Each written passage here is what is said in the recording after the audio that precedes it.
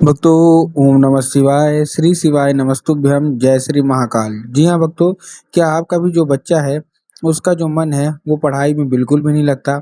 आप लोग बहुत ज़्यादा परेशान हो उसकी पढ़ाई के लिए कि आखिरकार आपका जो बच्चा है वो पढ़ता क्यों नहीं है। जब भी आप उसको पढ़ाने के लिए बैठाते हो तो इधर उधर के कामों में लग जाता है, लेकिन पढ़ाई बिल्कुल भी नहीं करता। तो ऐसे में कौन सा उपाय करें ताकि आपका जो बच्चा है वो अच्छे तरीके से पढ़े और अच्छे तरीके से पढ़ के आगे बढ़े। आज की इस वीडियो के माध्यम से हम आपको बताने वाले हैं कि आपको करना क्या है। तो बस उपाय ध्यान से सुन के अच्छे से करिएगा ज़रूर। अगर आपने आज का ये उपाय ध्यान से सुन के अच्छे से कर लिया तो अवश्य रूप से आपका जो भी बच्चा है, जिसका भी मन मतलब पढ़ाई में नहीं लगता, अवश्य रूप से उसका जो मन है वो पढ़ाई की ओर लगेगा ही लगेगा। जब भी आप उसको, अगर अभी की बात है, अगर जब भी आप उसको पढ़ाने के लिए बैठाते हो तो कहीं वो घूमने चला जाएगा, कहीं खेलने चला जाएगा, कहीं कुछ करने लगेगा, कहीं कुछ करने लगेगा, बस पढ़ेगा भी नहीं। तो आपको टेंशन लेने की कोई ज़रूरत नहीं है, बस मैं आज आपका उपाय ध्यान से सुनिएगा। देखिए, आपको भी पता होगा कि पूज्य गुरुदेव की जो कथा होती है ना, उसमें लाखों की भीड़ आती है। कैसे भीड़ आती है? लाखों की भीड़ आती है। और जब गुरुदेव की कथा में लाखों की भीड़ आती है तो वहाँ ज़्यादातर जो भक्त होते हैं वो क्या करते हैं? पत्र के द्वारा, किसके द्वारा? पत्र के द्वारा अपनी मनोकामना गुरुदेव तक पहुँचाते हैं। तो अभी गुरुदेव की कथा चल रही थी, आज से 4 से 5 महीना पहले की बात है। गुरुदेव की कथा चल रही थी और गुरुदेव की कथा में लाखों की भीड़ आई। अब जब गुरुदेव की कथा में लाखों की भीड़ आई तो वहाँ ज़्यादातर जो भक्त थे ना, उन्होंने क्या किया? पत्र के द्वारा, किसके द्वारा? पत्र के द्वारा अपनी मनोकामना गुरुदेव तक पहुँचाई। अब जब गुरुदेव के पास पत्र पहुँचा, अब आपको भी पता है जब गुरुदेव के पास पत्र पहुँचता तो गुरुदेव पढ़ के उनको उपाय बताते हैं। तो जब गुरुदेव के पास पत्र पहुँचा और गुरुदेव ने पत्र पढ़ा, तो वहाँ गुरुदेव ने देखा कि बहुत सारे जो माता-पिता हैं ना, उनका केवल और केवल एक ही प्रश्न है, क्या है? कि गुरुदेव, हमारा जो बच्चा है, उसका जो मन है ना, वो पढ़ाई में बिल्कुल भी नहीं लगता। हम लोग बहुत ज़्यादा परेशान हैं कि वो पढ़े, लेकिन फिर भी उसका जो मन है, उसकी जो इच्छा है पढ़ाई की ओर बिल्कुल भी नहीं लगती।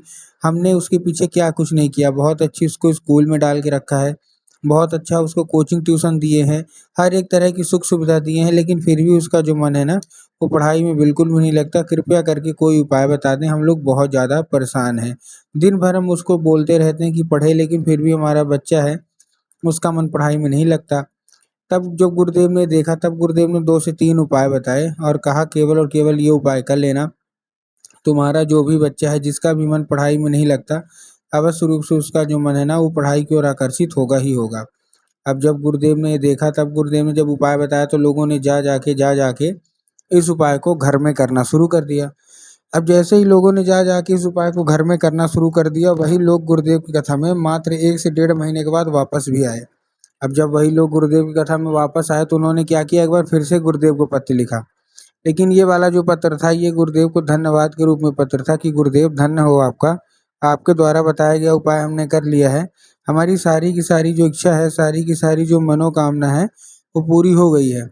हमारा जो मतलब बच्चा था जिसका मन पढ़ाई में नहीं लगता था, अब वो बिना बोले बिना कुछ कहे केवल और केवल पढ़ाई ही करता है। आपका कोटि-कोटि धन्यवाद। तो देखिए, जो लोग भी मेरी आवाज़ सुन रहे हैं ना, अगर आपको भी जानना है कि आखिर ऐसा कौन-सा उपाय है जिसको करने मात्र से जो बच्चे होते हैं, वो बिना बोले बिना कुछ कहे केवल और केवल पढ़ने लगते हैं, तो चलिए हम बताते हैं आपको आज की इस वीडियो के माध्यम से कि आपको करना क्या है। तो बस उपाय ध्यान से सुन के अच्छे से करना ज़रूर है, और अगर आपने कर लिया तो बस रूप से आपका बच्चा पढ़ने की ओर आकर्षित होगा ही होगा। लेकिन उससे पहले चैनल पे अगर पहली बार आए हैं और आवाज़ मेरी पहली बार सुन रहे हैं तो वीडियो कर दें लाइक और चैनल को भी कर लें सब्सक्राइब, ताकि पूजनीय पंडित प्रदीप जी मिश्रा के रोज़ नए-नए उपाय जो कि मैं उनकी कथा से सुनता हूँ, श्रवण करता हूँ, सबसे पहले मैं आपको प्राप्त करा सकूँ, ठीक?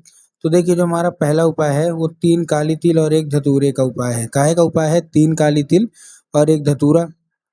अब देखिए, काली तिल और काली मिर्च में ना बहुत सारे लोग कन्फ्यूज़ भी होते हैं कि काली तिल लेना है कि काली मिर्च लेना है।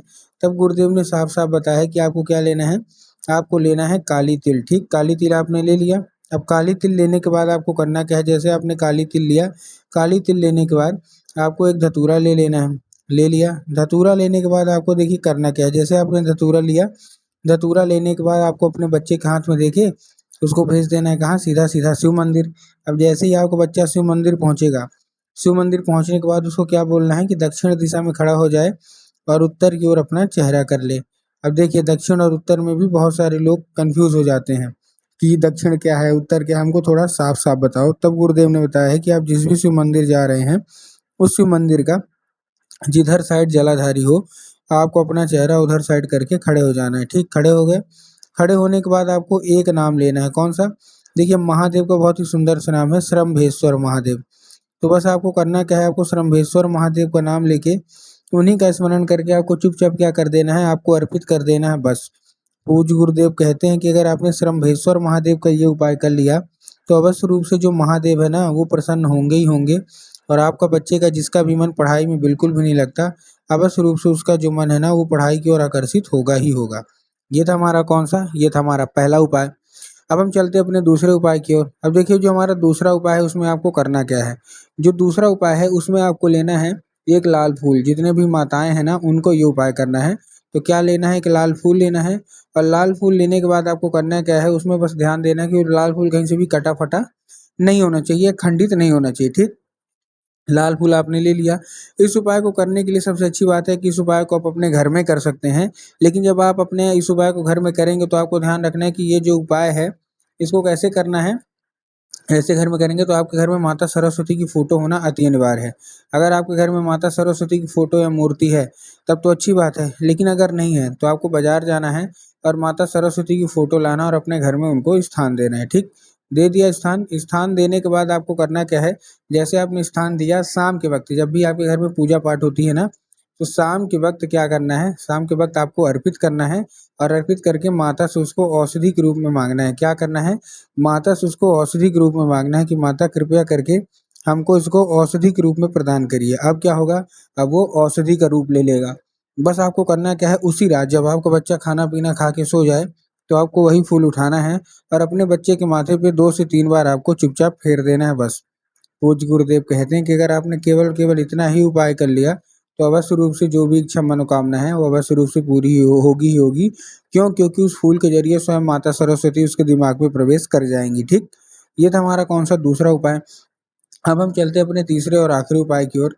अब जो हमारा देखिए तीसरा और आखिरी उपाय है, इस उपाय में आपको लेना है एक पान का पत्ता और पान के पत्ते के ऊपर आपको शहद का लेपन कर देना है। क्या करना है? शहद का लेपन।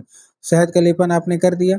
अब शहद का लेपन करने के बाद आपको करना क्या है, जैसे आपने शहद का लेपन किया, आपको चिकने साइड जो मतलब चिकना साइड होगा उधर करना है। करने के बाद अपने बच्चे के हाथ में देके उसको भेज दीजिए सीधा-सीधा शिव मंदिर। अब जैसे ही शिव मंदिर मतलब पहुँचेंगे, उसको बोलिए, आपके दिमाग में आएगा जाएँगे बाबा भोलेनाथ के ऊपर अर्पित करवा देंगे, जो कि पूर्णतः गलत है। आपको बाबा भोलेनाथ के ऊपर अर्पित नहीं करवाना, आपको कहाँ अर्पित करना है? माता शुक सुंदरी के ऊपर। अब देखिए, जिसको पता है कि माता शुक सुंदरी की जगह कहाँ होती है, उनका तो ठीक, लेकिन बहुत सारे ऐसे लोग हैं जिनको यही नहीं पता कि माता शुक सुंदरी की जगह कहाँ होती है। तब गुरुदेव ने बताया कि जो जलाधारी है, जलाधारी के बिल्कुल बीचों-बीच उनकी जगह होती है। तो बस आपको करना क्या है, वहीं अर्पित करके मनोकामना माँग लीजिए। पूज्य गुरुदेव कहते हैं ज़्यादा से ज़्यादा 1 महीना या ज़्यादा से ज़्यादा 1.5 महीना, इसके बीच सारी मनोकामना पूरी होगी ही होगी।